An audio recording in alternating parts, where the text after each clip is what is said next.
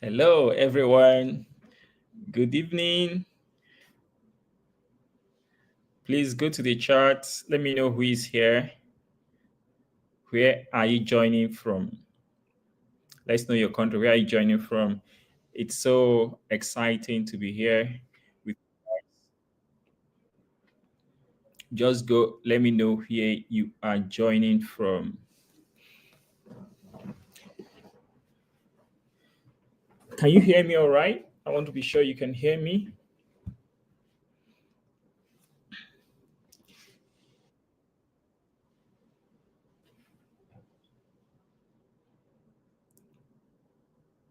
And I believe the audio is better today as well as the video. I want to believe so. Just let me know, please. Okay, I see from Kenya, I see from Nigeria, Malawi, Liberia, Zimbabwe, my God, Botswana. This is great. To Nigeria. Lovely. Somalia, Egypt. Please, I like someone, you guys from Egypt and Botswana, please make sure you're part of the YL Fellowship this year. Make sure you are. If you have not been selected, send me a message on LinkedIn that you have not been selected. I like you guys from Botswana, from Egypt. Make sure you're part of YL Fellowship this year. Uganda, Ethiopia, Kenya, Somalia, Tanzania. This is amazing. Namibia. Wow. Yes. Namibia, Cray Boy. Please also chat me up on LinkedIn. Make sure you chat me up on LinkedIn. I want to be in touch. I want to be sure you're part of YL this year. Cameroon, Liberia, wow. Zimbabwe, Ghana.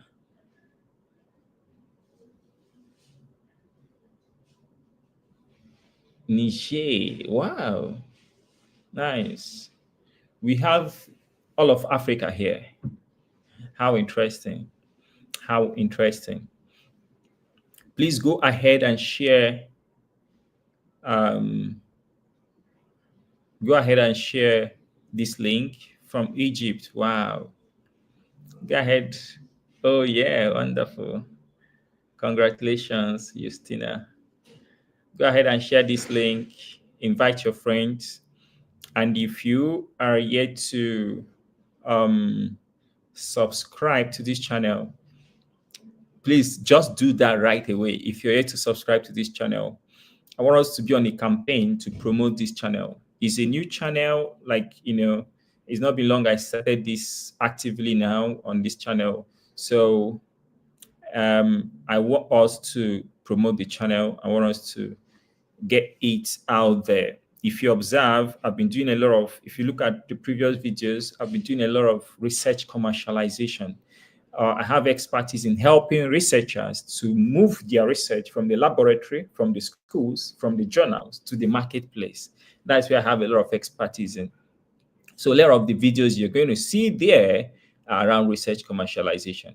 So do well, subscribe, share the link, let people be aware of what's going on here.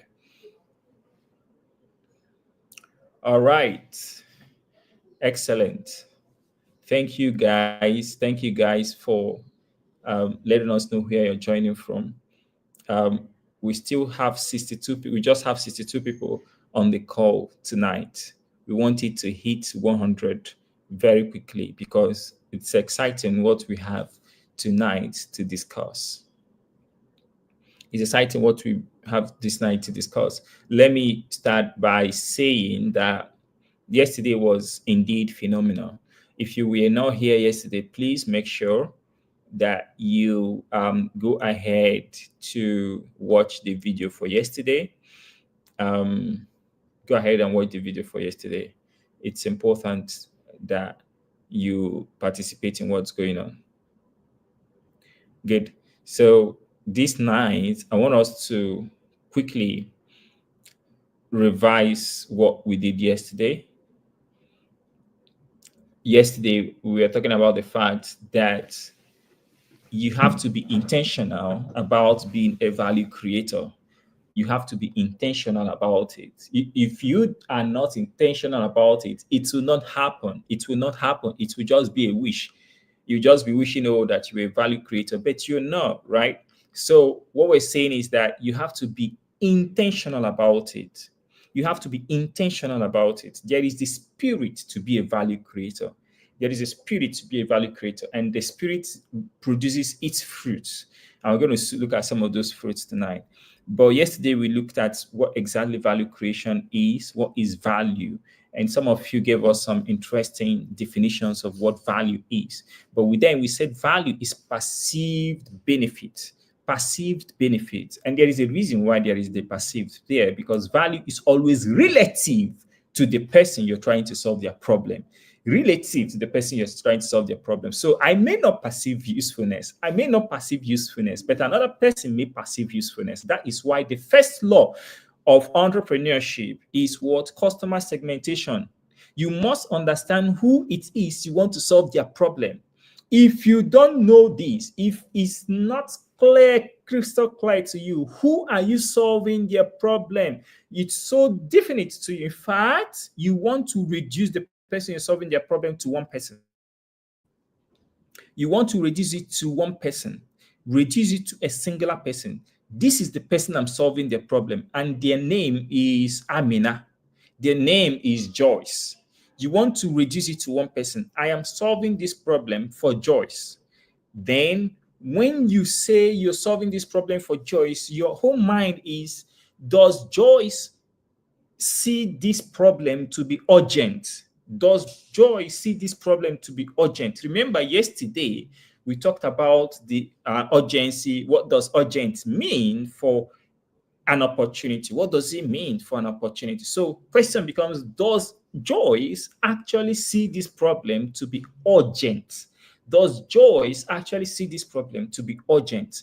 Now, once you are able to determine, prove, prove empirically that Joyce has this problem to be urgent. Oh, wonderful, wonderful. You have identified a problem worth solving. You have identified a problem worth solving. Very important. Joyce must want to see this problem solved. Joyce must see a perceived benefit if this problem would be solved. And this is very important. And this is very important. Once you have achieved that level, the next thing you want to do is to say, good, how many Joyces are there in the market I have decided to serve? How many Joyces do we have? That is the secret of business. Don't start from the wide market. Start from one person. One person that you can say, look, this is who this one person is. This is this person's desires. This is this person's personality. These are the desires of this person. These are the aspirations of this person. These are the goals of this person. These are the things that border this person. This is the makeup, psychographically, demographically. You want to be able to say, this is the person I'm solving their problem, and it's crystal clear in your head. After you can meet the problem of this person, solve this person's problem to the extent that they want it solved and they are satisfied, you then begin to ask, how many of this person do we have in this society? Yes, of course, you do this before you start solving, but you want to be sure that, look, there is someone whose problem is urgent, and I have proven that their problem is actually urgent. And then I'm going to taking a step backwards to asking, are there enough people answering Joyce by way of behavior, by way of characteristic, by way of personality in the marketplace? Yes, that's the way it goes, right? So perception is a factor. Perception is a factor. So it's perceived benefit, perceived usefulness. Yeah. So that is what value is about. When I understand the perceived benefit, perceived usefulness relative to the cost, then we say it is what? Valuable. Relative to the cost, then we say it is valuable.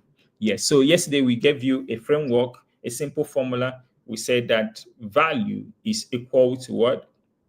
Who remembers? Value is equal to identified opportunity multiplied by feasibility, multiplied by desirability, multiplied by viability, all divided by barriers, all divided by barriers, right? You all remember, okay? You all remember, right? So what we're going to do this evening before we enter today's subject proper is to take some examples. We're going to take some examples. This is not theory. This is a masterclass. It's not theory at all.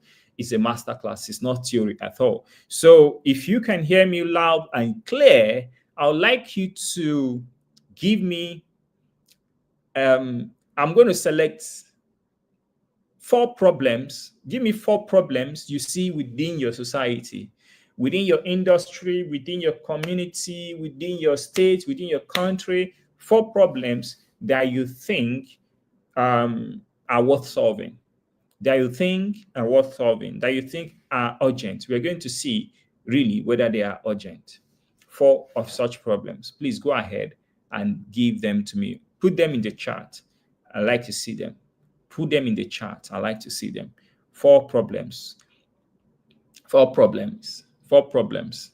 We're going to use the framework we discussed yesterday to analyze these problems, to know whether they are really urgent, right? And to know to what extent we can use the framework to assess them. All right. All right. Someone is saying unemployment and underemployment. Please take note of that. All right. Okay, you've given me enough. You give me enough problems. All right, let us. I'm going to choose 3. I'm going to choose 3 because of time so that we can analyze them. All right. All right. I'm going to choose 3 randomly because of time. Okay. All right. So we're going to use, a lot of people are saying unemployment, youth unemployment, youth unemployment. Good. So we take youth unemployment as number 1 problem. Good. Number 2 problem is I'm looking at the things here. Number 2 problem is someone is saying unhealthy manufactured foods that cause many diseases. It's neither here nor there. It's quite ambiguous. So, but I think I'm going to take quality education. So quality education is not a problem. So as a problem, what are we going to say it is? Okay, lack of quality education, right? So lack of quality education is a second problem we may want to solve. Lack of quality education is a second problem we want to solve. The other person is saying lack of unstable electricity. Isaac is saying lack of unstable electricity as a problem. So that is 3. Okay, so we have 3 problems we want to solve. Who remembers the 3 problems I've chosen? We've chosen unemployment, unstable electricity, and the third one was what? Lack of quality education. All right, lack of quality education. So these are 3 problems we're going to solve. Okay, please, I like you guys to concentrate. Be with me tonight. Let's do this together. All right. So these 3 problems. So remember the rule. The rule is that for every problem, you must start by identifying who owns the problem. Okay. For every problem, we have to identify who owns the problem. So for quality education, who owns it? Yeah. So there is no such thing as quality education. Lack of quality education. There is no such thing. You're going to say lack of quality education for who? All right. So are we saying it's at the university level, tertiary education? Are we saying it's at the primary education? Or are we saying it's at the secondary education level? So you're going to have to define who owns this problem you want to solve.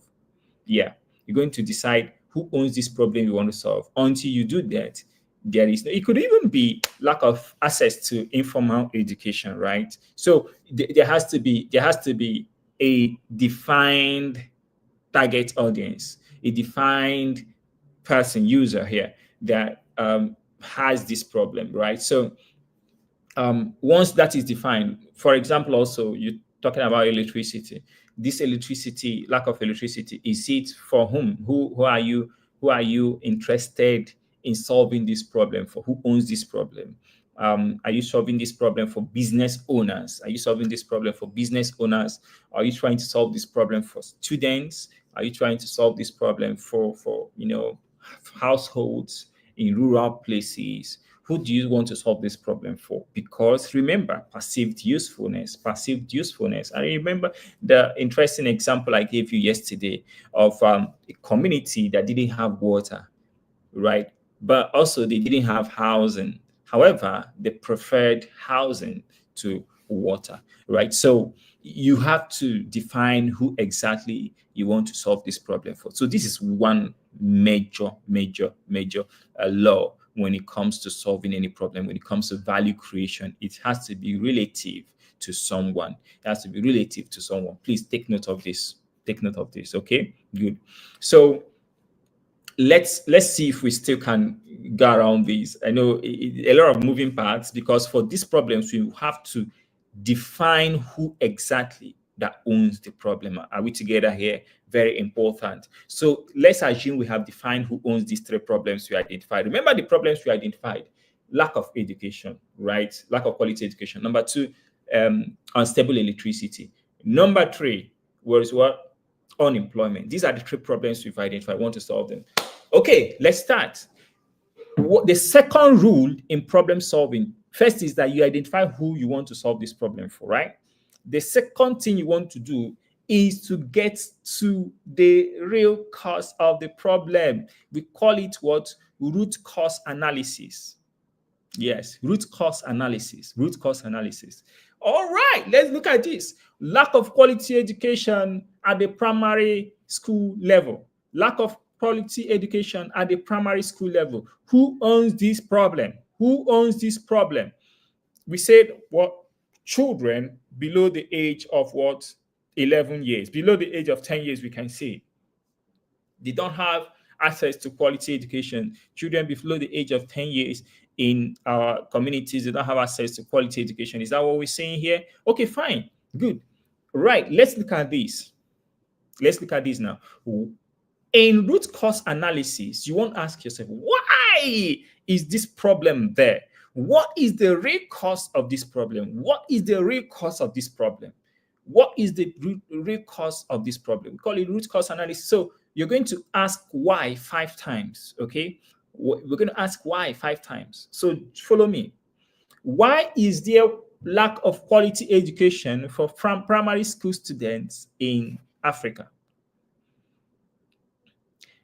You ask that question. Once you get the answer to that question, so who wants to give me an answer to that question? Why is there lack of quality education? All right, you say there is lack of quality education because the teachers are not well trained. Because the teachers are not what? Well trained. Good. We are going to ask why the second time. Say, why are the teachers not well trained? Listen attentively, ladies and gentlemen. Why are the teachers not well trained? They say the teachers are not well trained because there is no proper screening system in the education authority.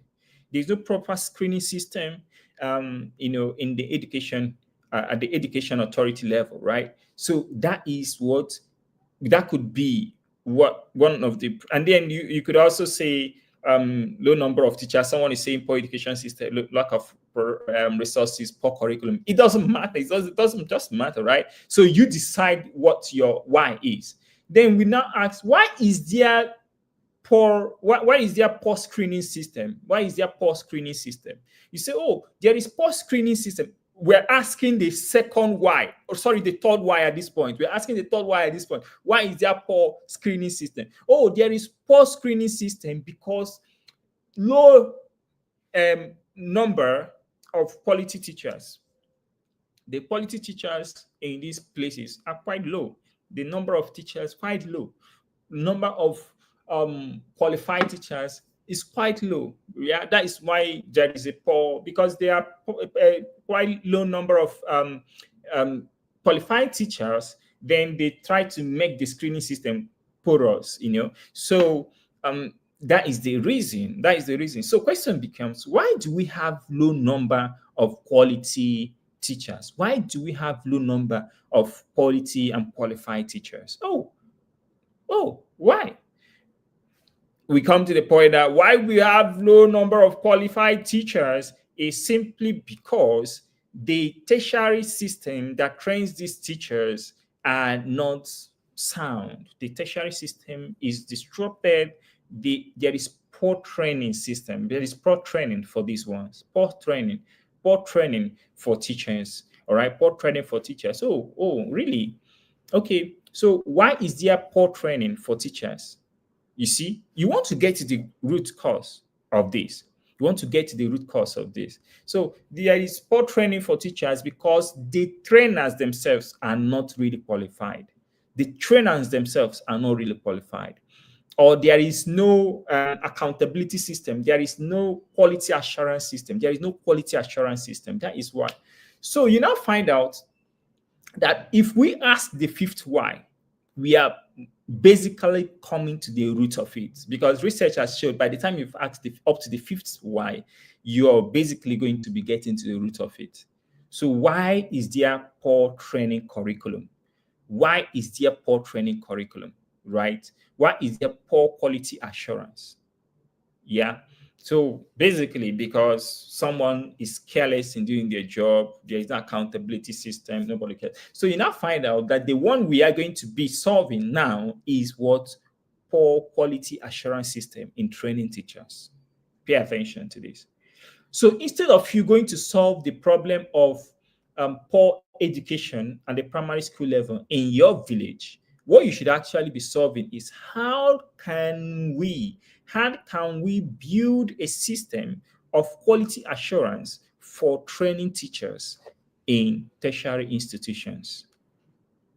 Yeah. So that could just be it. That could just be it. How can we do that? So it could also be, okay, remuneration. It doesn't matter. It's up to you to decide what the root cause analysis, what is going, the flow. All right. What is the flow going to look like? It's up to you to decide. So the question here is not about the problem. It's not about the problem. It's the root cause of the problem that matters. Don't take any problem at surface level. Don't take any problem at surface level. Go to the deep root cause of it.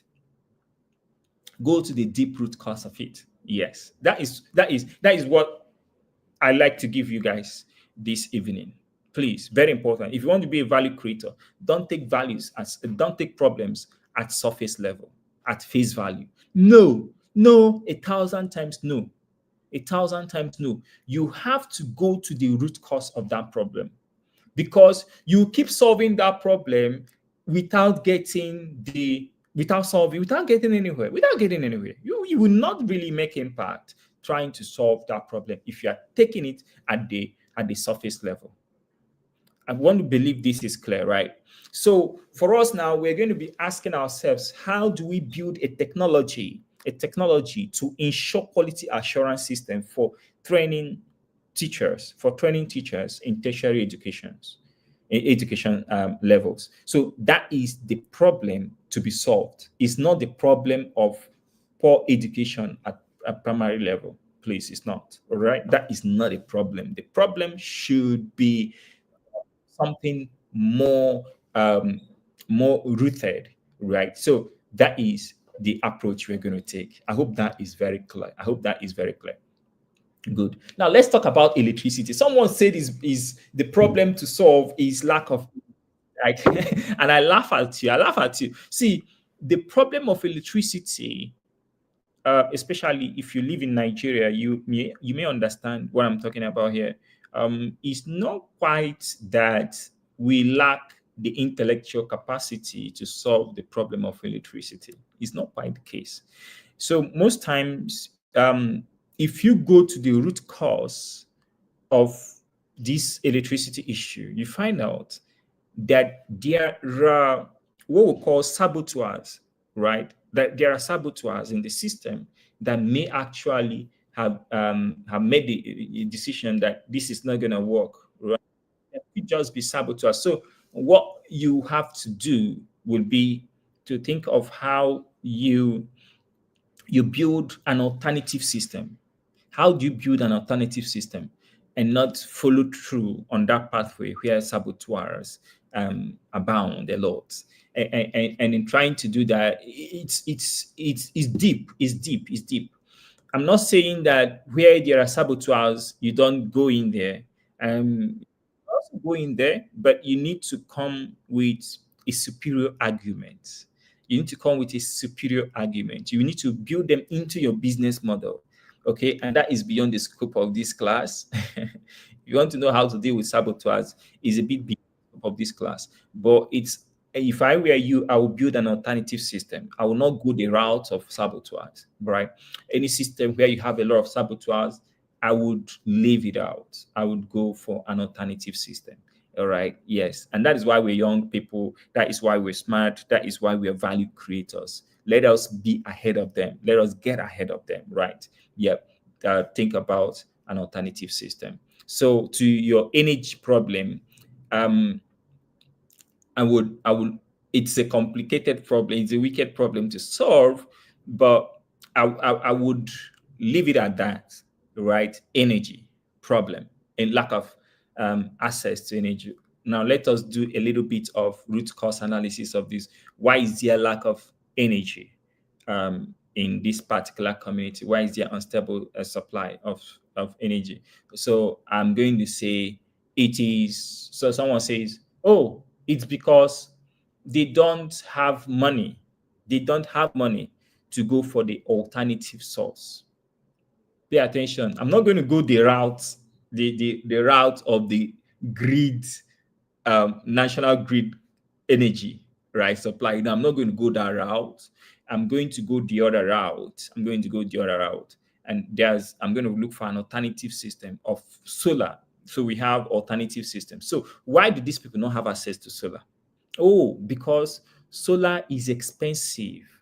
The sunk capital for solar, the sunk cost for solar is so high for them, they cannot afford it. They cannot afford it.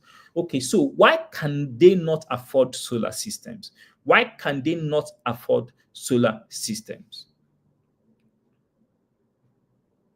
Why can they not afford solar systems? You see, they cannot afford solar systems because they don't have enough funds, disposable funds. They don't have enough disposable funds for the amount of investment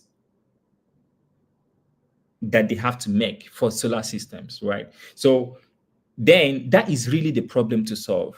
The problem to solve is not that they don't have electricity. The problem to solve is how do you provide them with a business model that would get them to have access to what solar energy? How can we provide them with capital? How can we provide them with capital, the alternative sources of capital, in order for them to access what solar energy? That is it. That is it. So you're not going to say, look, there is.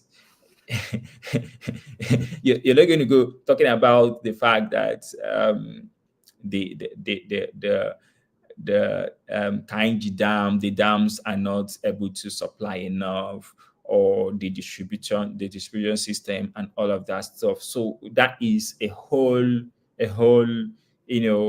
system that it needs disruption completely. So what I advise in such scenarios is that you look for alternative systems, right? Alternative systems, and be smart about it. The real reason why people are not using solar is because of the capital. So why not come up with a business model that can solve it? That's towards solution now, right? Good. Yeah. So that is about that.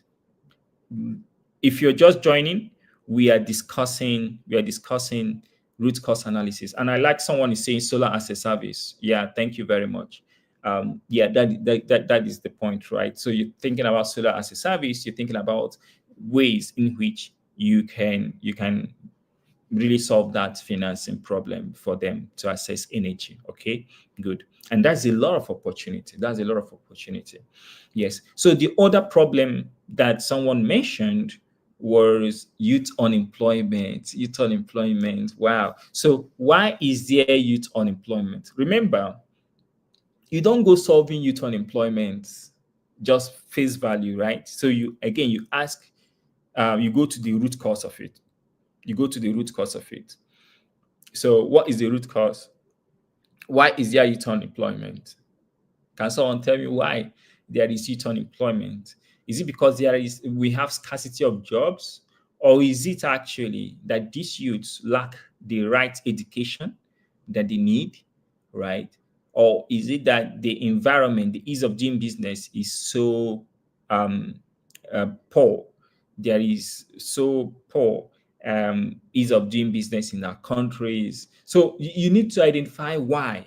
When you get to the root cause of it, that is now the problem you want to start solving.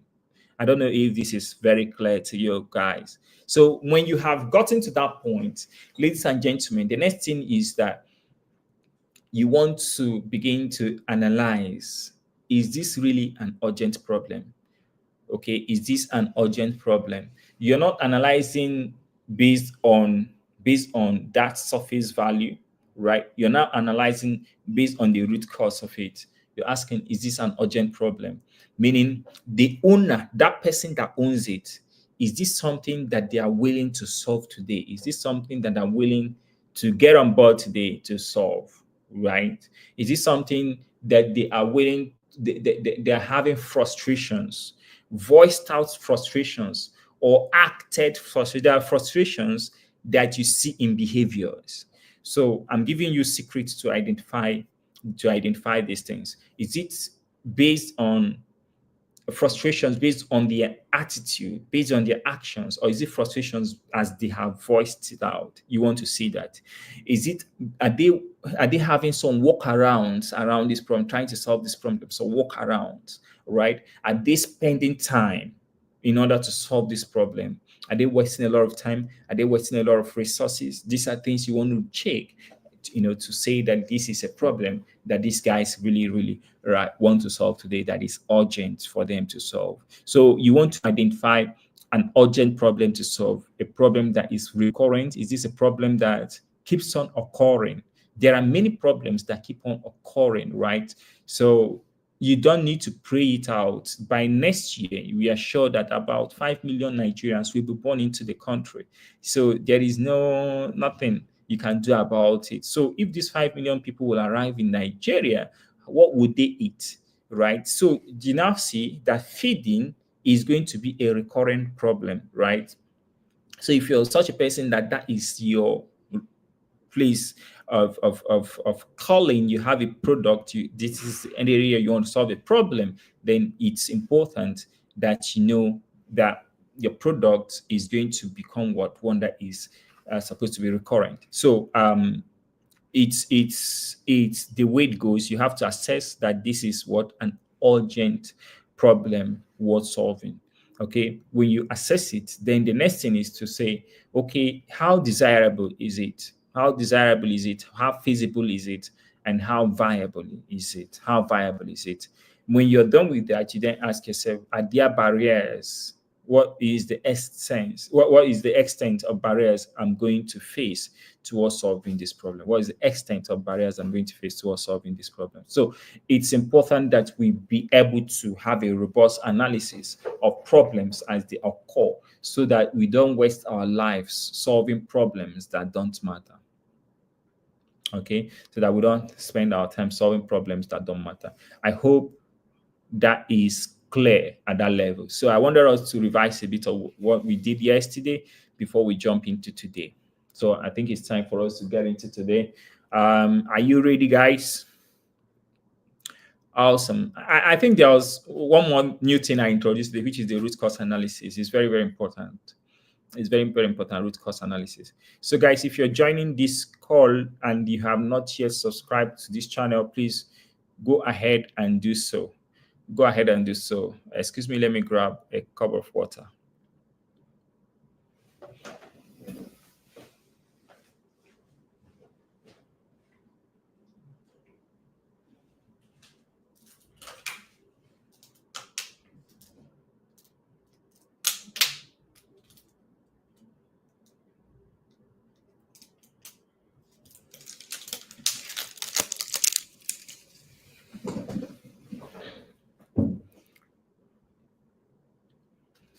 All right. So go ahead and subscribe.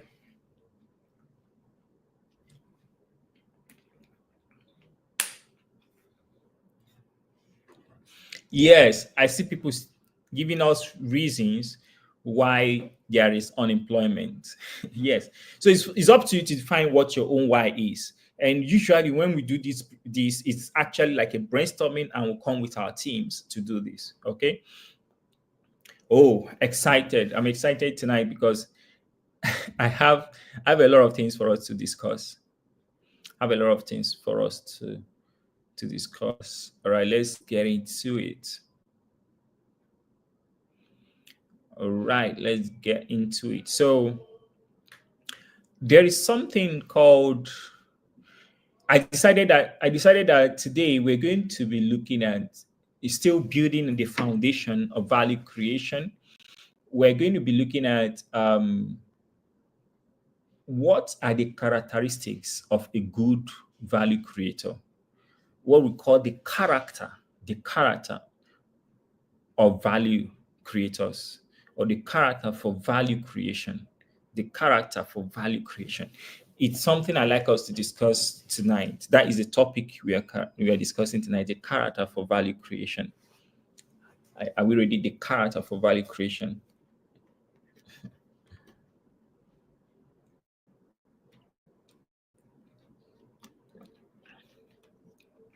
The character for value creation. Actually, um, I want to reiterate it. Value creation is a spirit. Is a spirit. You want to get into have that spirit, that attitude, that culture, that habit for value creation. You must be intentional about it. And you keep talking to yourself, I'm a value creator. Keep talking to yourself, I'm a value creator. I'm a value creator. I'm a value creator. I create value. I create value. I solve problems. Keep talking to yourself. It gets into your head, it gets into your spirit, right? You keep talking to yourself, I'm a value creator. I'm designed to solve problems. I bring solutions to my world. I bring solutions to my world. I'm the solution bringer. I step into a place, I make the place better than I met it.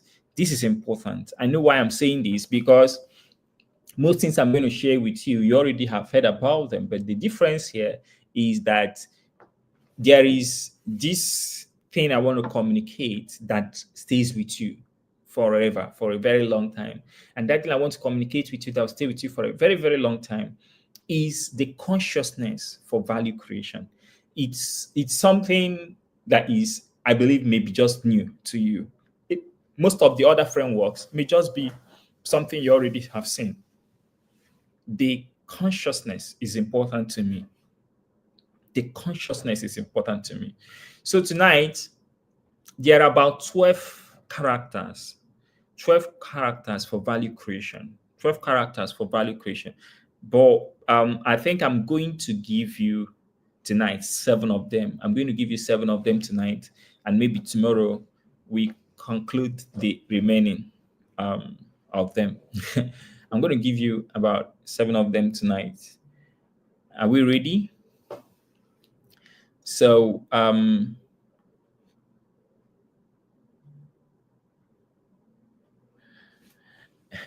thank you. So, what we're going to do today is look at these characters.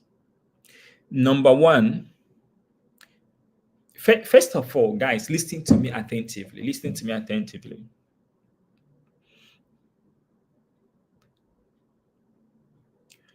There is something called craving.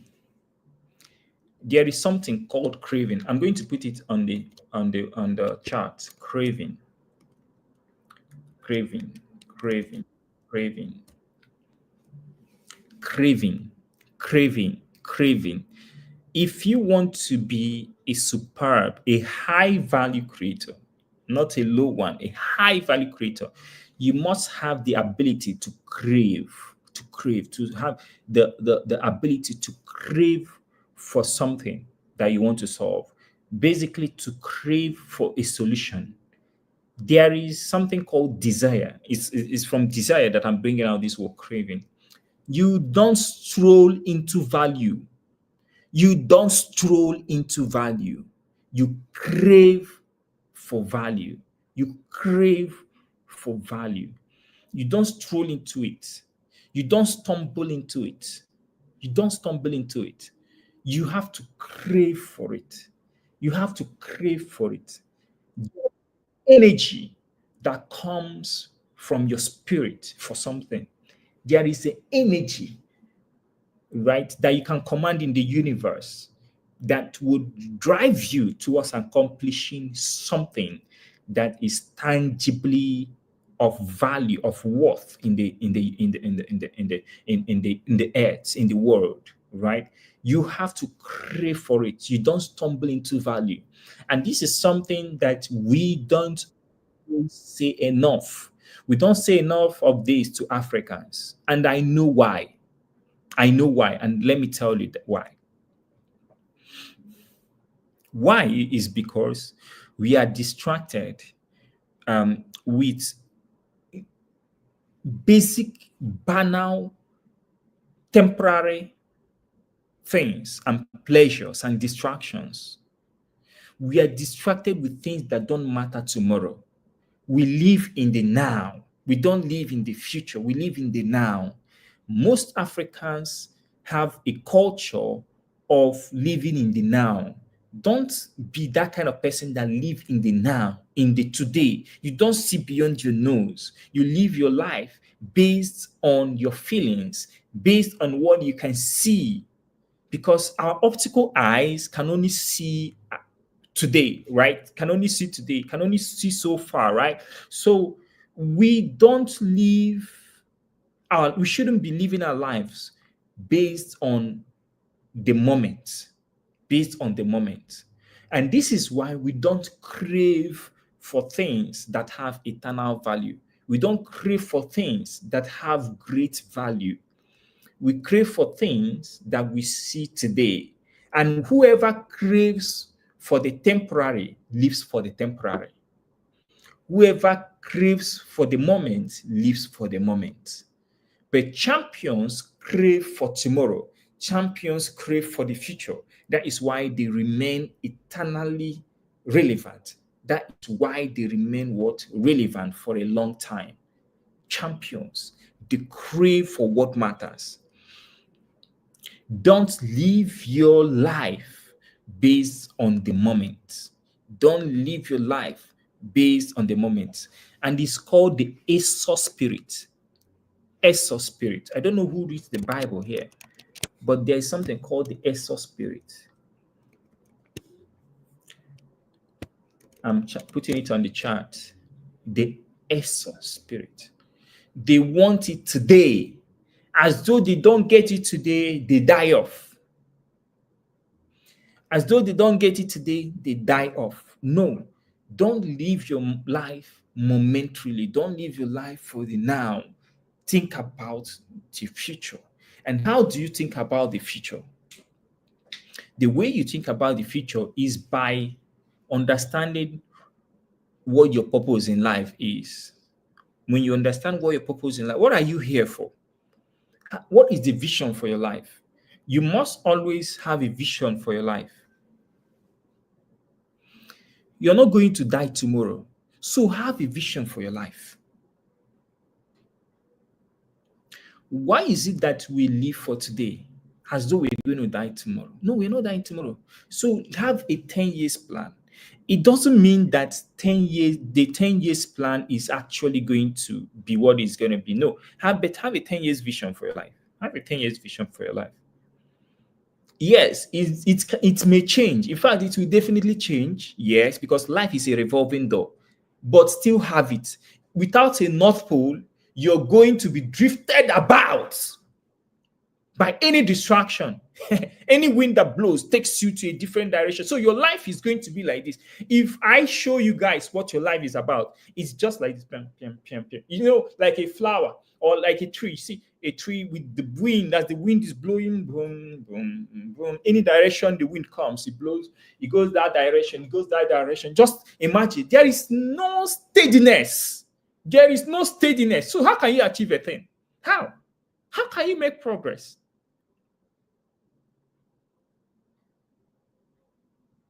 How can you make progress? You are everything distracts you, takes your attention because you don't have a north pole. When you have a north pole, when you have a vision, this is what I want to become in the next 10 years. Guys, if you're listening to me, please, please, before tomorrow, decide what you want to be in 10 years' time and write it down. Don't have it in your head. Write it down before you come to class tomorrow. Some of you already have it. Go and get an exercise book. Call it the book of life.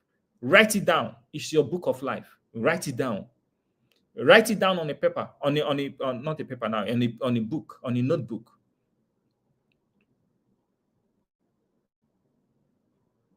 Write it down in a notebook. This is who I want to become in the next 10 years. Write it down. Nothing will happen. Heavens will not fall. Now, when you write it down, you now know the things you're doing today that will not get you there.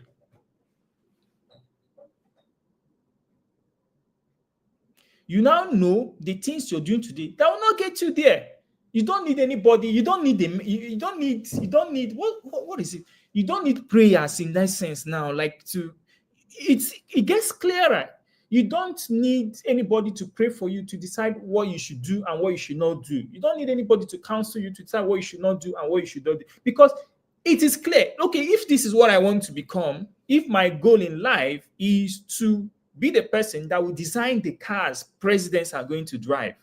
Okay, so but now I'm studying medicine. Okay, that means this medicine is not for me, because the dream I see in my head, the thing I cannot do without, that just keeps coming to my head, is to design the cars that presidents will drive. Should I be studying medicine? For what purpose?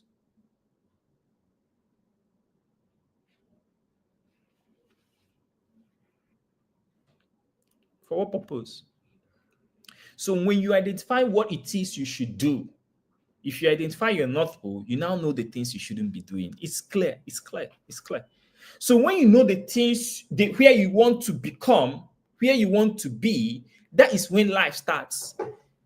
If you don't know who you want to become in the next 10 years, life has not started. And again, listen to me. It mustn't be. It mustn't be that you be that person, because you can be something bigger. You're setting that vision today because of the extent that you can see. But that goal you set would put you in the right path to make you the kind of person that is qualified to go forward in life. Because as you're now pursuing that one, your eyes will get clearer to now see how small that goal is, to now see how small that vision is. But you still need to start with that vision.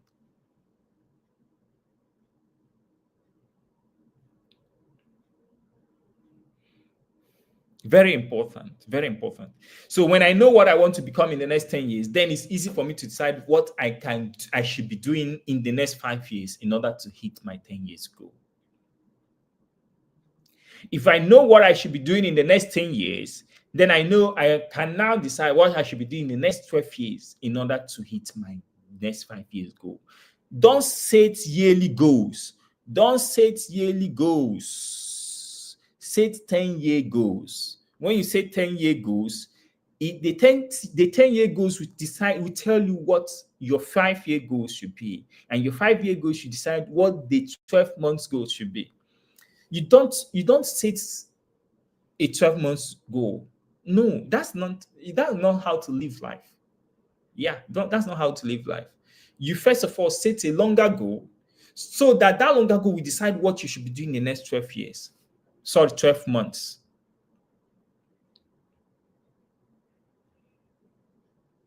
When you know what you should be doing in the next 12 months, then you know what you should be craving for today. You know what you should be craving for today? Yeah, you know what you should be craving for today? I have a vision for my life. And because of that, I know why I have to run why I have fellowship the way I should run it today. There's a way I should run it this year in order for me to hit my next 5 year goals. Right. So um i- I'm not going to be doing it by accident or by happenstance. No, it's not. I don't do things by happenstance. It has to plug into who I want to become. It has to plug in some way, somehow, right? It has to plug in. So that way, you're living your life intentionally. And that way, you can be a high value creator. Yes. Because the problems you'll be solving are problems that connect to that your purpose in life.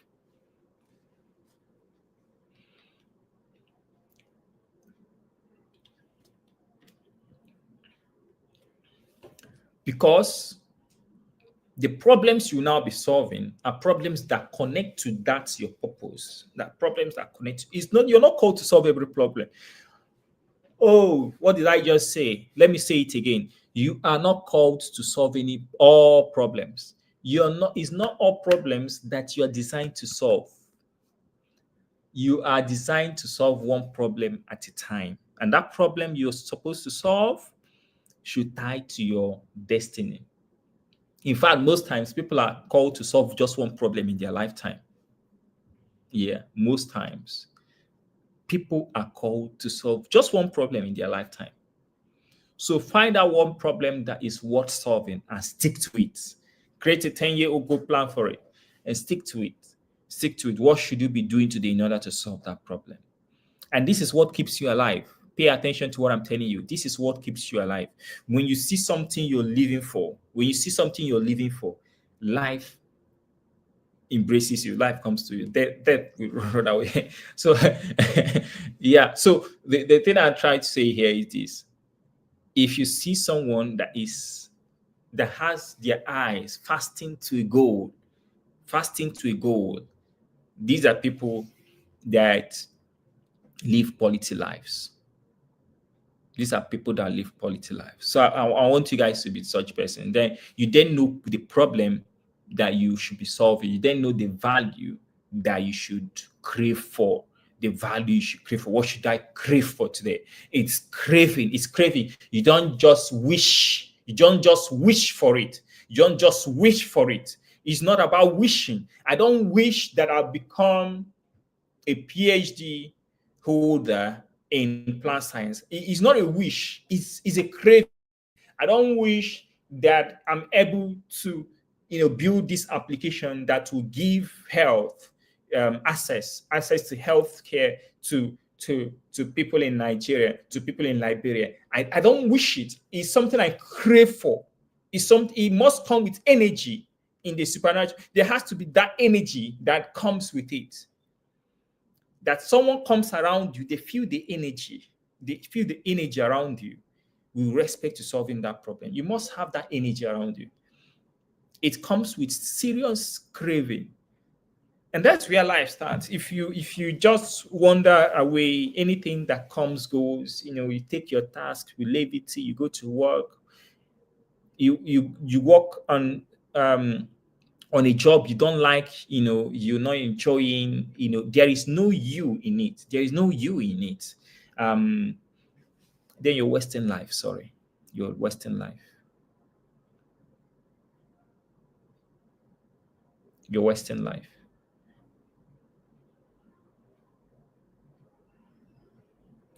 Um, okay, so my team is asking that I remind you to share the link, so that your friends can join.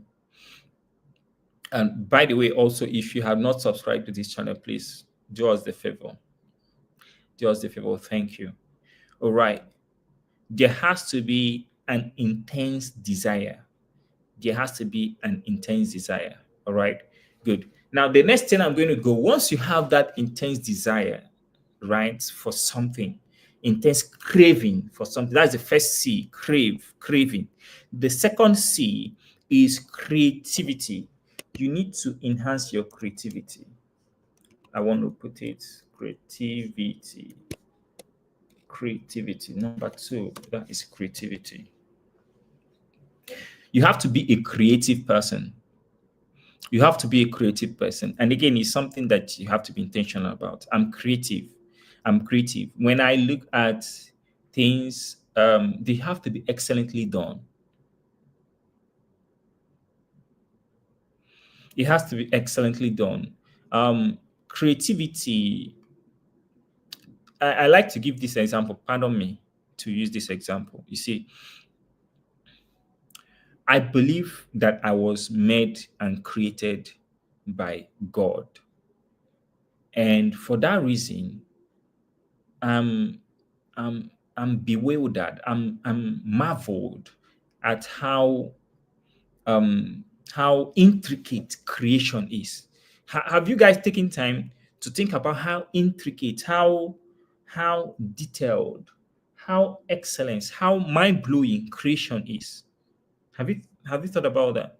I my fingerprints are different from any one of you now listening to me.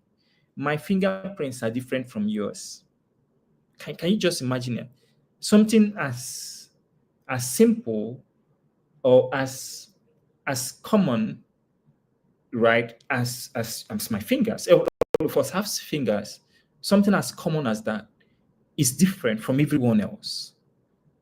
That is creativity. That's creativity. That's creativity. And let me even shock you further. Let me shock you further. My fingerprints will be different from the fingerprints of anyone that is yet to be born. Anyone that is yet to be done. They won't give birth to someone in the next 500 years and they trace back to see that, oh, your fingerprints are actually the same as one guy who used to live on earth whose name was Obichi. I don't think so. It will be different. And let me even shock you further. All the people that have ever lived and died, my fingerprints will be completely different from theirs. Likewise, yours. Your DNA will be completely different from everybody that have ever lived.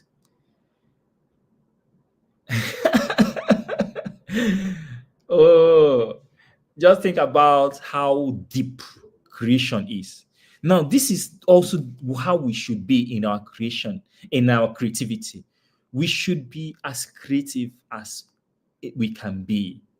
We are creative people. So you just have to dwell in that consciousness. Is this the best design this bottle can be? Anything I do, I want to give it a touch of creativity. You have to give a touch of creativity to everything you do. And this is one of the characters for value creation. Don't miss this. If you don't understand how to give a touch of creativity to anything you build, to anything you do, to anything you render, to any service, to any offering, a touch of creativity, then you are not living your life to the fullest. You're not living your life to the fullest. You're not living your life to the fullest. We are supposed to give a touch of creativity. This was made by the creator. Who is the creator? It is you. You are the creator. You are the creator. You're the one creating today. You're the one creating. You are the creator. You put your fingerprint to it. You put your mark to it. It is me, none other. It is me, none other. You put your brand to it. You are that special. You're that special. So anything you create should breathe excellence. Anything you create should breathe creativity. Anything you create should breathe brand, should breathe elegance. Anything you create should breathe elegance. Anything you create should breathe spotless. There should be a touch of excellence in anything you create. That is what I bring to you. You are creative individuals. You're creative individuals. Allow your creativity to be expressed. Allow your creativity to be expressed. That is how to be a person of high value. Allow your creativity to be expressed. Allow your creativity to be expressed. Give it a touch of creativity. Give it a touch of creativity. Give it a touch of excellence. I'm going to talk to you about 7 P's that are involved in enhancing your creativity. Yes, 7 P's. 7 P's that, let me type it down. 7 P's for creativity. 7 P's for creativity. Number one is ponder.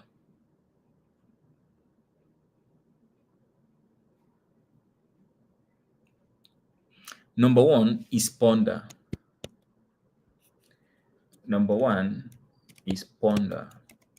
That's the first P. Ponder means to think. We hardly bring out time to think. I want to challenge every one of you, please, please do me this favor. Bring out time every day, especially in the morning hours. Bring out time to think. Call it a thinking time. Have your thinking time. Wonder. Bring out time to think. Bring out time to think. Please make it at least bring out 15 minutes every morning to think. Bring out 15 minutes every morning to think. You say, this is my thinking time. You just sit back and you're thinking. You just thinking. Over time, you get used to it. Over time, it becomes effortless. We think, but we don't think. We think, but we don't think. Thinking it takes energy. Pondering takes energy. It takes energy to do that. Yes, you can do it in the morning, you can do it at night. But one thing with doing it at night is trying to do it when you have faced the day. You know what? There's something about mornings. Mornings, you're still fresh. Um, I prefer mornings, but if it's at night, please, I advise you sleep first. You sleep first, then wake up to now do the thinking. So that you calm down your nerves. You calm down your nerves. Okay, your brain cells. Okay, so what I think you should do is to bring out time to think. And sometimes there is something we call your creativity muscles. Your creativity muscles are enhanced by your ability to think. So, one of the things you can do is, what challenges do you have? Okay, some of your challenges or some problems, you can think through them, you can write them down, and then during your thinking time, you think through them. I'm not saying you should worry. Worrying is different from thinking. Worrying is different from thinking. I don't know how to get you to understand this. So you see, let's say that I need money to pay my school fees, right? So that is a problem. That is a challenge. Good. Now, worrying states that I I I focus on that. I focus on the negative, on the obstacle of lack of what money to pay my school fees. I focus on the problem. I focus on the problem, on that obstacle, and the effects, the resultant effects of not having money to pay my school fees. Oh, hey, I'm not going to go to school. Oh, I'm going to drop out of school. That is worrying. I'm looking at the problem from the negative perspective. Please get this. That is worrying. I'm anxious. I'm thinking, okay, what if I don't pay the school fees? What will happen? That is not thinking. That is worrying. Please, please, please. That is not thinking. That's worrying. All right. Thinking is, I look at this problem now. All right. Good. I'm asking myself, what are the ways? What are the 5 ways in which this problem can be solved? I have my pen and my paper, and I'm writing down. These are the 5 ways in which it can be solved. Pam, pam, pam, pam, pam, pam, pam, pam. That is actual thinking. Now, another way to also think is to now, and this is a higher order level, is to now look at it and say, what is the hidden advantage behind my inability to pay school fees today? What is the hidden advantage? What is the hidden opportunity behind not being able to pay school fees today? And that is what we call the law of conversion. I'm going to come back, I'm going to come to it. It's one of the C's, conversion. So, what is the hidden ability, the hidden agenda? What is the hidden advantage? Yeah, behind my not being able to pay school fees today. What are the lessons I'm going to learn from it? Or how can I use it? How can I use overcoming this problem now? Use it as a way to encourage other people that are not able to pay their school fees today. How can my inability to pay my school fees today make me a rich man tomorrow? You begin to that's thinking now. That's thinking now. That's thinking now. On the positive side, that's thinking. On the negative side, that's worrying. That's being anxious. Is someone still with me tonight? Am I still communicating?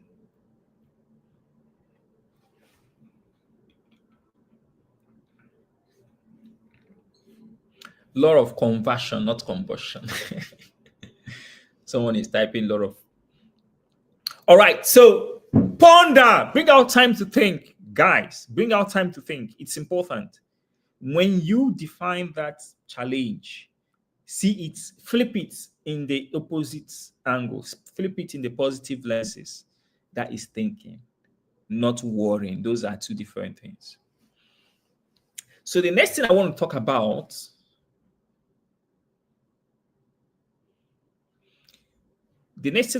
about, is practice. That's one of the ways to enhance your creativity. Apart from ponder, number two is practice. Practice. I said I'm going to give you 7 P's. So number one is what? Ponder. Number two is practice. So you've heard it. If you want to be good at anything, practice it often. Practice it often. Yeah. You have to find that skill, any skill you love and you want to build up. Please practice it more often. Practice it more often. Practice it more often. Create a routine out of it. Anything you want to do, you want to build a skill at speaking. For example, you want to practice speaking. Practice speaking. You want to create a skill at writing. You want to practice what? Writing. Okay. Practice will make for perfection. So if you want to be a creative person, you want to be a creative person, you want to what?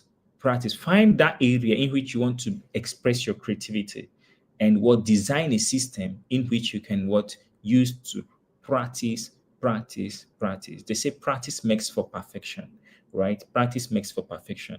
You know, we say nobody is really perfect, but the truth about it is that by the time I keep practicing something to the extent that that thing becomes second nature to me, there is this thing about practice. When you keep practicing something to the extent that you can basically, it becomes instinct. It becomes an instinct for you to express it. Then you have come to the level of mastery. Yeah, you have come to the level of mastery because that's one of the things. You have to practice something. Practice, practice, practice, practice, practice, practice, practice, practice. I want to ask you guys a question now. Answer this question genuinely.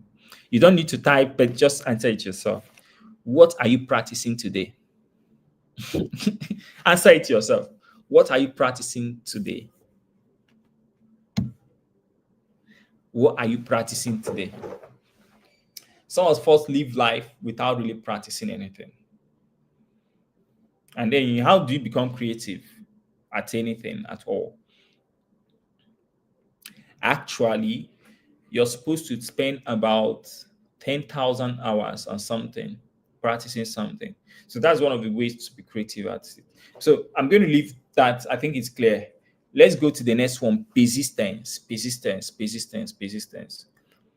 I'm also going to come back to it when we're looking at consistency, but persistence is another way to enhance your creativity. So the next one is preparation. So number three is persistence. Number four is preparation.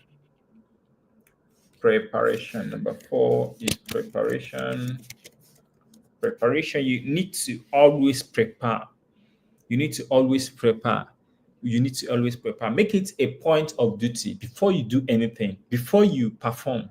And I call life is performance. Before you perform at anything, please prepare. Please prepare. Be intentional about it. We don't usually prepare. You appear without preparation. That is wrong. That is wrong. That is wrong. Don't always appear without preparation. Have a secret place. Have a secret place. I want someone, if you heard me, write it in the chat. Have a secret place.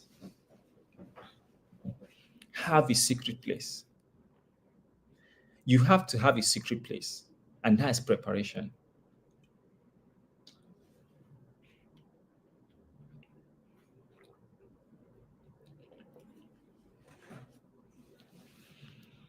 You have to have a secret place. Don't just appear. Before you appear, make sure you prepare. People that don't prepare before they appear prepare to be casualties.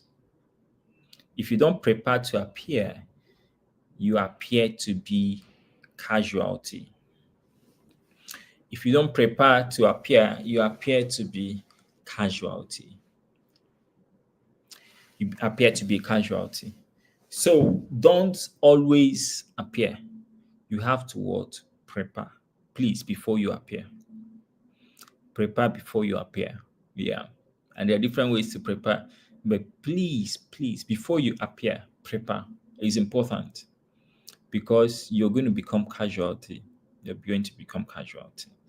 Don't you can't be creative. You can't express your creative if you don't prepare. Make it a point of duty to prepare before you appear, and you prepare in the secret place. All right. um one thing about preparation is reading. We read in the secret place, we learn in the secret place. Yeah. So always prepare before you appear. Okay. The next thing is passion. I think that's number five. Passion is one of the ways in which you can express your creativity. Passion is one of the ways in which you can express your creativity. Passion is one of the ways in which you can express your creativity. Passion. So, um, I don't advise you do what you're not passionate about. I don't advise that. I'm not also saying that you should follow your passion. Those are two different things. While I don't advise you do what you're not passionate about, I'm also not saying that you should follow your passion. Let me explain. Let's say your passion is to gist. Some people, their passion is to gist. Every time they like to gist. They like to gist. People like to gist. You know, they like to gist. So you see this guy, his passion is to gist. Just spend time gisting.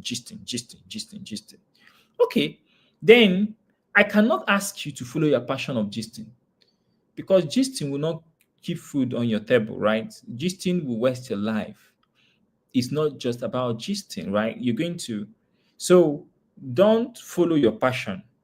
But that thing which you're supposed to now do, which points you to those your 10-year vision, yeah, that thing which you need to be doing, maybe is to start doing graphic designing, maybe is to just start doing something that would point you to that place, right? You're supposed to be the person that will design the kind of cars presidents will ride in the future. So, what skills should you need today? You need design skills, right? You need very strong imagination skills. Good. So that may not be your passion today, Designing may not be your passion today, but what are you supposed to do? Be intentional. Mechanically build your passion towards designing. Mechanically build your passion towards anything you want to do. Yeah, build your passion to it. Build your passion to it. Don't follow your passion. However, build your passion to what you have decided to follow. Okay? Build your passion to what you have decided to follow.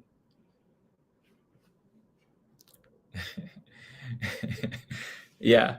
So that is very important. Passion is crazy, very important. Yeah. Because there's something about passion. Once you're passionate about something, whether you're hungry or not, it doesn't concern you because passion is there.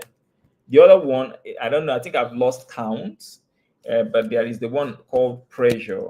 Um, I'll just name them. I'm not going to number them anymore, but there is pressure. Pressure brings out the best in you. Don't run out, don't run away from pressures. Yeah. Young people run away from pressure. Young people run away from pressure. Please don't run away from pressure. Pressure comes. Take advantage of the pressure. Take advantage of the pressure.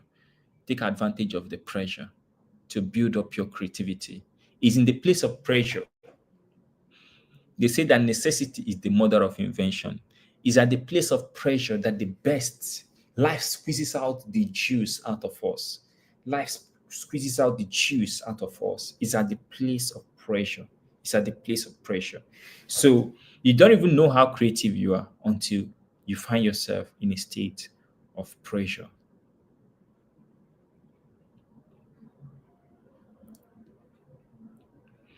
Yeah. Until you find your place, the place of pressure. Someone is talking about how about being a presenter or mass communicator? You should love gisting. Well, that is quite different, right? So actually, I argue that the best mass communicators, the best presenters don't like to gist. When you see them outside their acts, they are just quiet people. They're just reserved people. But when you see them performing, they look like, wow, these guys like to gist. But when you meet them in their private moments, these guys are quiet people. Yeah. So what you should be practicing is what the ability to present, not the ability to gist. Those are two different things. The ability to present, the ability to speak, the ability to, you get a mirror and you tell yourself, I'm building up to become one of the highest paid public speakers in my country. So what are you going to do? You need to buy a mirror. You need to buy a mirror. And every hour, every morning and evening, you are speaking one paragraph from a book. You're rehearsing. You're speaking expressions.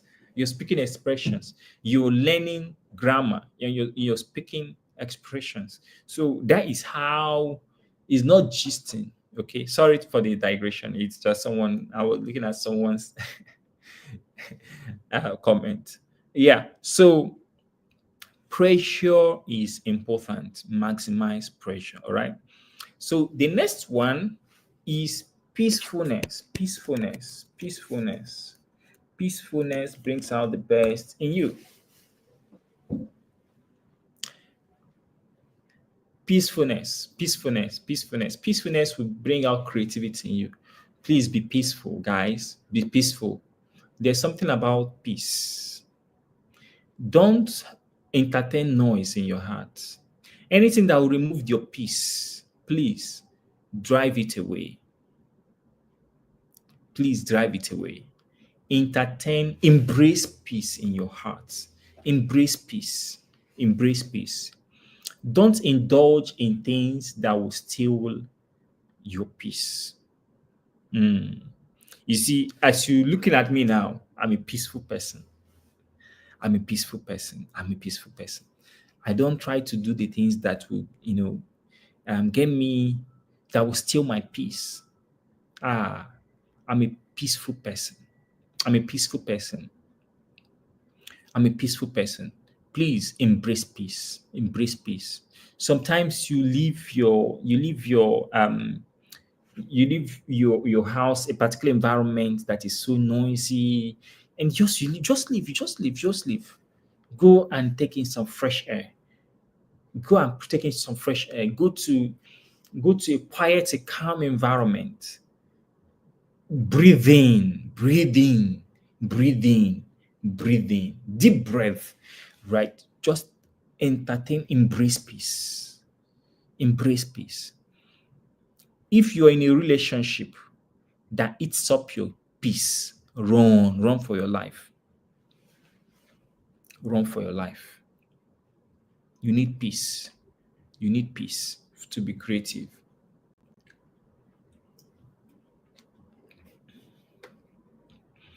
You need peace to be a value creator.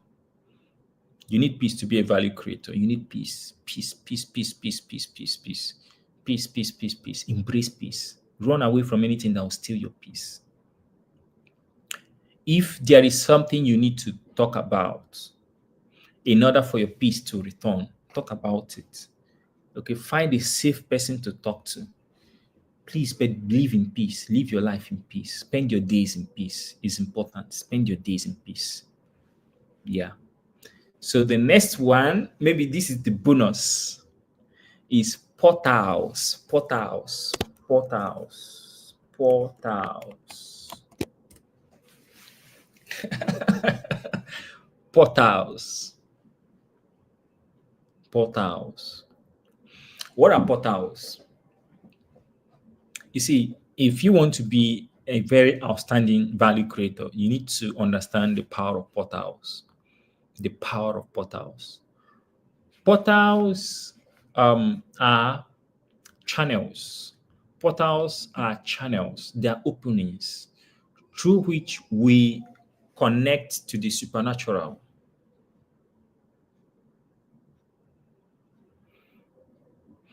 Portals are channels, openings through which we connect to the supernatural. Make no mistakes about it. If you want to become a high value creator, you must understand the power of portals. You must understand how to take advantage of portals, open up portals. So there are things that are not given to normal men, banal men.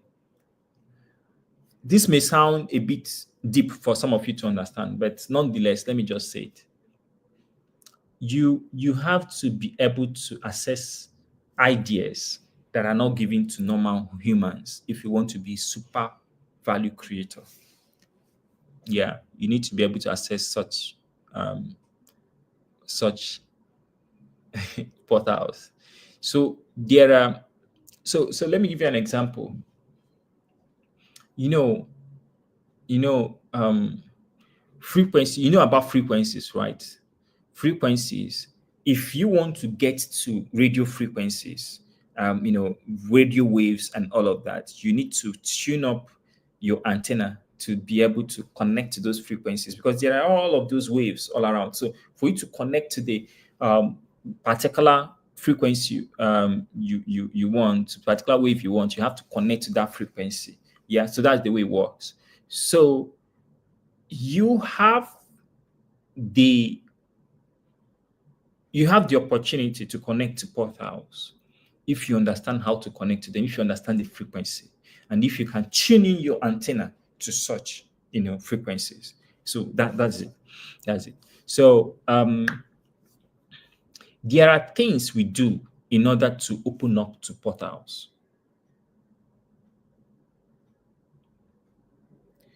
There are things we do in order to open up to portals. Of course, um, you can. There are negative portals and there are positive portals, right? There are negative portals and positive portals. There are portals for light. There are portals for darkness. But whatever the case is, you need to open up to portals in order to get ideas that are not given to normal men. But of course, you know me, I'm a person of light, I'm a positive guy. So I'm going to tell you to open up to positive portals, open up to positive portals, to portals of light and not portals of darkness. And usually, so that's why when you go by the seashore, right? Very quiet places, you go in the woods, you see some people, when they want to download crazy ideas or when they want to write novels, you find them in such places that are quiet. They open up themselves to nature because they want to transcend beyond the normal level that human beings are living. They want to transcend beyond distractions, right? They go to they go to nature, right? And they open up themselves to such portals. Another way to go to portals is through prayers. Sometimes when we pray and then that energize our spirit, so we enable our spirit to gain transcendency over our mortal bodies, right? Over our mortal bodies. So we connect to supernatural intelligence. So those are portals, supernatural intelligence, ability to connect to those vibrations that are beyond normal men. That is something that you want to take advantage of if you want to be a creative person. There are people that come up with very ingenious ideas. Say, how did this guy come up with these ingenious ideas? My friends, some of them are open to different portals. So that's something about value creation. You know, you're asking, am I, am I a subhuman being? No, you're not subhuman. It's just that you don't understand, how these things work yet. You need to take advantage of portals. Um, yeah, there is this book. Some of you may have read it, Think and Grow Rich. He talked about something like this, where you have your mastermind group, imaginary, you know, advisors and all those kind of stuff. So those things are all expressions of portals. But the easiest one you can do is concentrated prayer.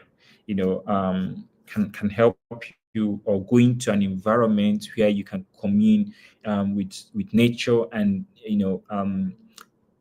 have some level of heightened um, peace and serenity that can also give you access to those and so on and so forth. All right. So if you want to know more around this, so just chat me up on LinkedIn. Also, we can discuss further. All right.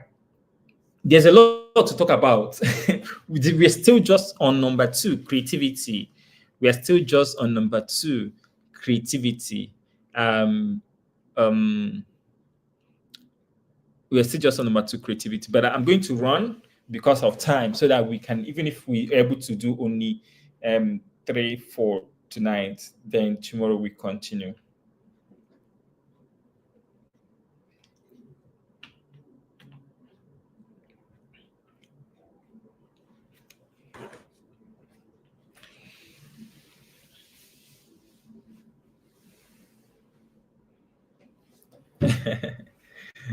All right. I like the comments I'm seeing.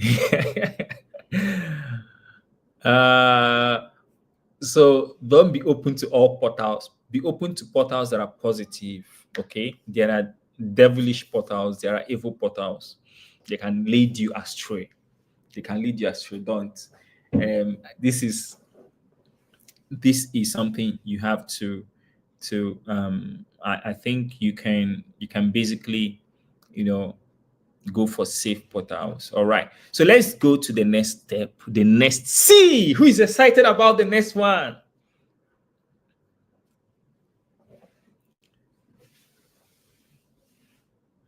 Someone is saying the shortest portal is God. Yes, of course. It's not um just saying the shortest portal is God. How do you access God?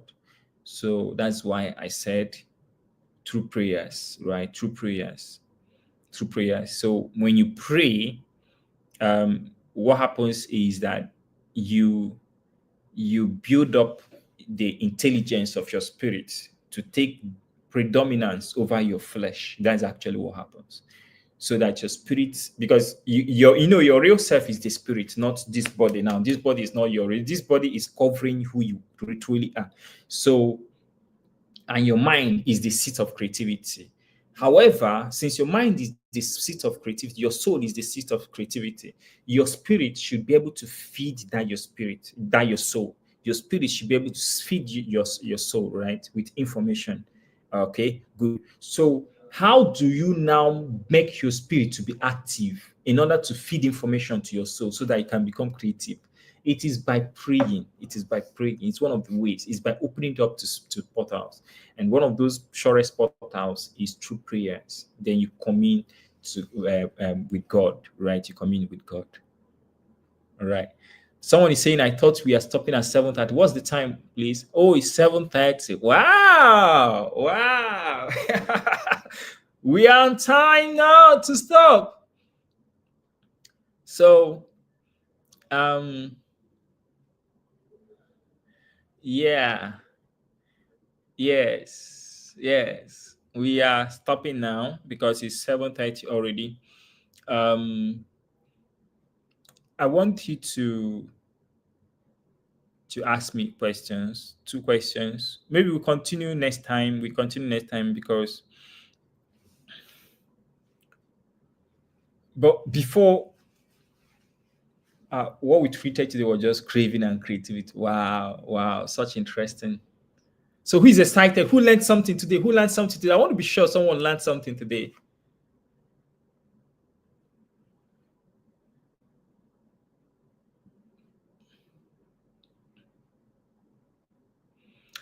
Okay, what is going to happen is some people um want us to continue. I'm going to do two more topics. I'm going to go on. You can actually leave. If you can come back and watch the video is going to remain here, right? The video is going to remain here. But those that want to stay can stay. Let us do one more topic, one more C. Let's cover one more C. But if you're pressed for time, you can actually leave, then come back later and watch the remaining. um I want to someone is asking for attendance. Let me just post the attendance here. Attendance sheet. Please take the attendance before fill this form before you leave today.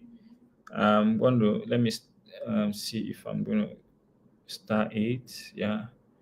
So fill it before you leave today, please. All right. Now, I want to do the next one, please. I mean, I know time is fast spent, but it's fine. You can always leave and come back later to watch it. But for the sake of those who are saying I should continue, let me just do this one. All right, good. Let me take an additional one. Now, this one is create something that matters. Create something that matters and create it every year. Create something that matters and create it every year. I want to advise you. I want to advise you. Every year, make sure you're creating something. We are creators. We are creators. Every year, make sure you're creating something that matters. Okay, create something every year. Don't live your life. Don't live your life aimlessly.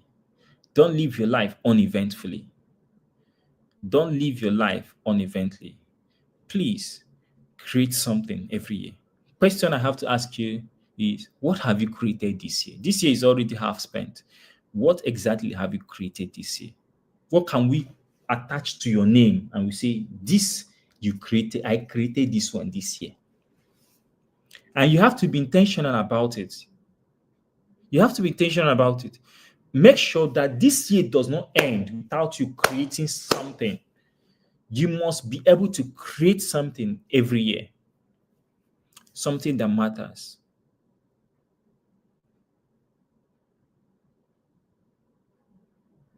You must be able to create something every. The game has been attached to something. I brought this one to life this year. This thing didn't exist until I made it so. I breathed this thing into being. was make this year. I created this year. This is my creation. What is it that you created this year, or you're going to create with something?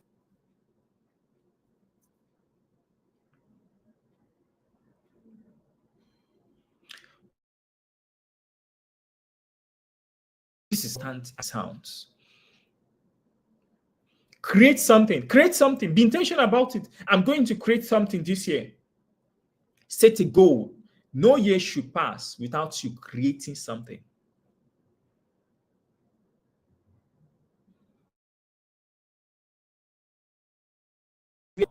Don't go through life without you creating something. Create something every year. So if you have considered what it is you want to create, you can basically, there is an art that I don't want to take you through tonight, but there is a way to create something. Things are created twice. Pay attention to what I'm about to say. Things are created twice. Everything is created twice. The first level of creation is created in the spirit realm, while the second level of creation is now in the physical realm.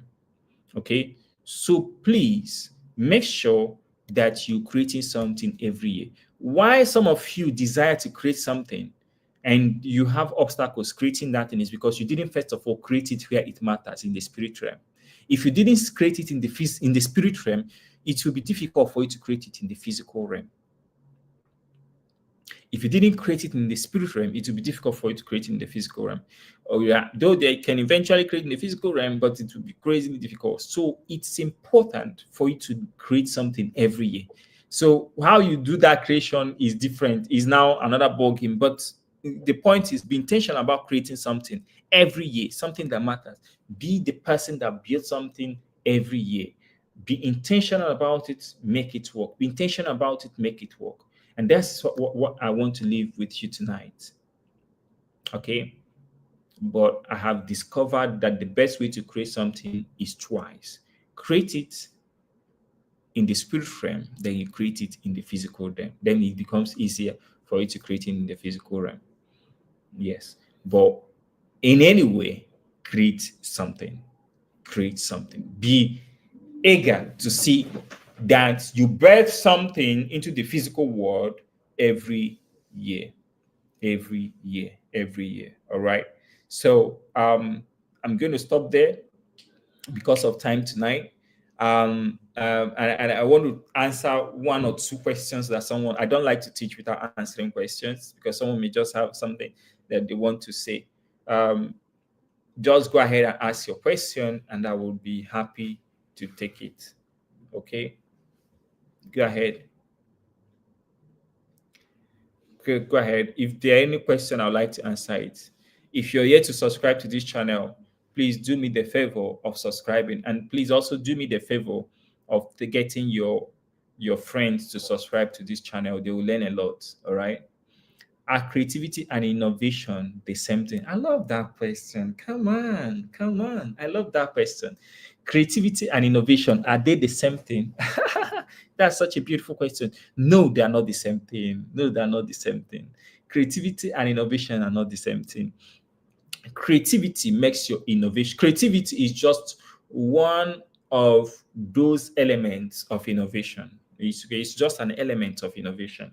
Let me define innovation for you since you asked. Let me define innovation for you.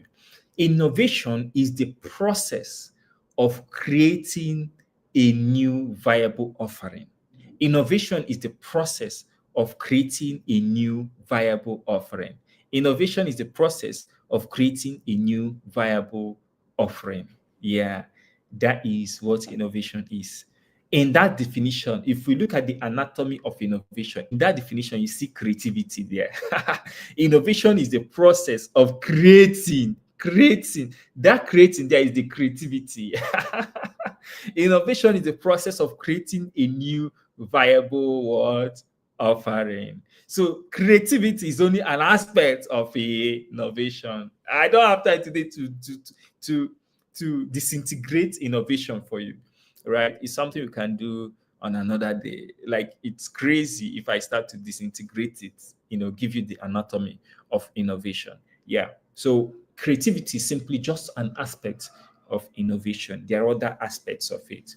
On another day, we talk about it. Perhaps tomorrow we talk about it. Yeah. Thank you very much, guys. Can you recommend any good resources to learn more about value creation? Yes, yes, yes, yes, yes. There is a book I'm going to recommend you guys, but just follow through. Follow through. On the last day, I'll give you some resources. Yeah, I'll give you some resources.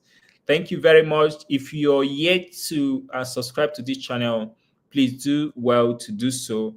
If you're yet to if you are yet to like the video or engage your friends to be part of this, please do well to do so. I'm going to see you same time tomorrow. I'm going to see you same time tomorrow. Let's take this further. Let's take this further. Thank you, guys, and do have a beautiful, beautiful, beautiful, beautiful night. This video is going to remain here. You can always come back to watch it. You can always come back to watch it. All right. Bye for now.